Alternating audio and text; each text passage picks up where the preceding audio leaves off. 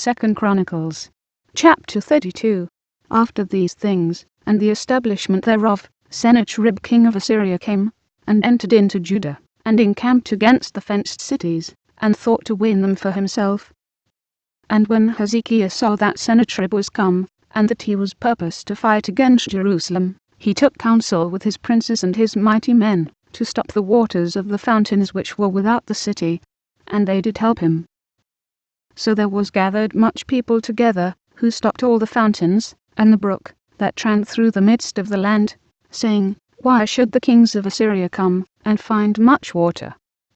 Also he strengthened himself, and built up all the wall that was broken, and raised it up to the towers, and another wall without, and repaired Millo in the city of David, and made darts and shields in abundance. And he set captains of war over the people, and gathered them together to him in the street of the gate of the city, and spake comfortably to them, saying, Be strong and courageous, be not afraid nor dismayed for the king of Assyria, nor for all the multitude that is with him. For there be more with us than with him. With him is an arm of flesh, but with us is the Lord our God to help us, and to fight our battles. And the people rested themselves upon the words of Hezekiah king of Judah. After this did Sennacherib king of Assyria send his servants to Jerusalem, but he himself laid siege against Lachish, and all his power with him, unto Hezekiah king of Judah, and unto all Judah, that were at Jerusalem, saying, Thus saith Sennacherib king of Assyria, Whereon do ye trust, that ye abide in the siege in Jerusalem? Doth not Hezekiah persuade you to give over yourselves to die by famine and by thirst, saying, The Lord our God shall deliver us out of the hand of the king of Assyria? Hath not the same Hezekiah taken away his high places and his altars, and commanded Judah and Jerusalem, saying, Ye shall worship before one altar, and burn incense upon it? Know ye not what I and my fathers have done unto all the people of other lands? Were the gods of the nations of those lands any ways able to deliver their lands out of mine hand?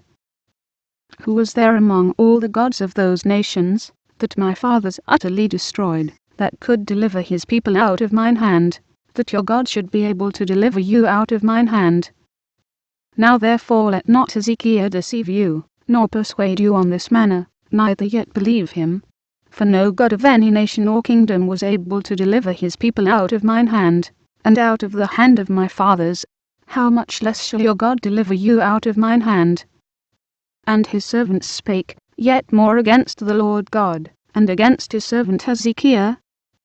He wrote also letters to rail on the Lord God of Israel, and to speak against him, saying, As the gods of the nations of other lands have not delivered their people out of mine hand, so shall not the God of Hezekiah deliver his people out of mine hand.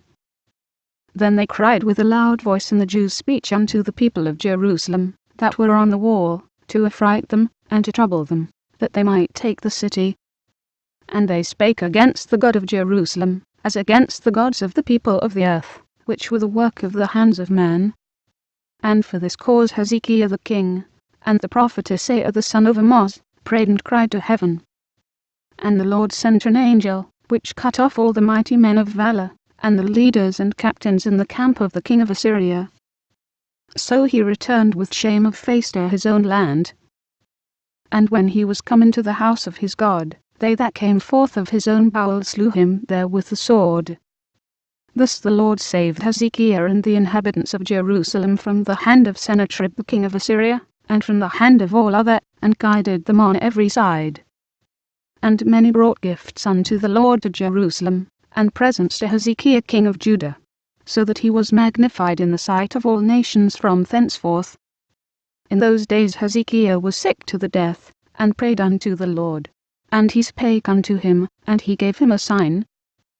But Hezekiah rendered not again according to the benefit done unto him, for his heart was lifted up. Therefore there was wrath upon him, and upon Judah and Jerusalem.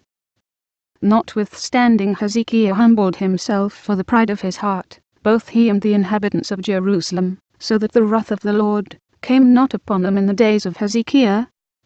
And Hezekiah had exceeding much riches and honor, and he made himself treasuries for silver, and for gold, and for precious stones, and for spices, and for shields, and for all manner of pleasant jewels, storehouses also for the increase of corn, and wine, and oil, and stalls for all manner of beasts, and cotes for flocks. Moreover he provided him steeds, and possessions of flocks and herds in abundance, for God had given him substance very much. This same Hezekiah also stopped the upper watercourse of Gihon, and brought it straight down to the west side of the city of David. And Hezekiah prospered in all his works. Howbeit in the business of the ambassadors of the princes of Babylon, who sent unto him to inquire of the wonder that was done in the land, God left him, to try him, that he might know all that was in his heart. Now the rest of the acts of Hezekiah, and his goodness, behold, they are written in the vision of Isaiah the prophet, the son of Amoz, and in the book of the kings of Judah and Israel. And Hezekiah slept with his fathers, and they buried him in the chiefest of the sepulchres of the sons of David. And all Judah and the inhabitants of Jerusalem did him honor at his death. And Manasseh his son reigned in his stead.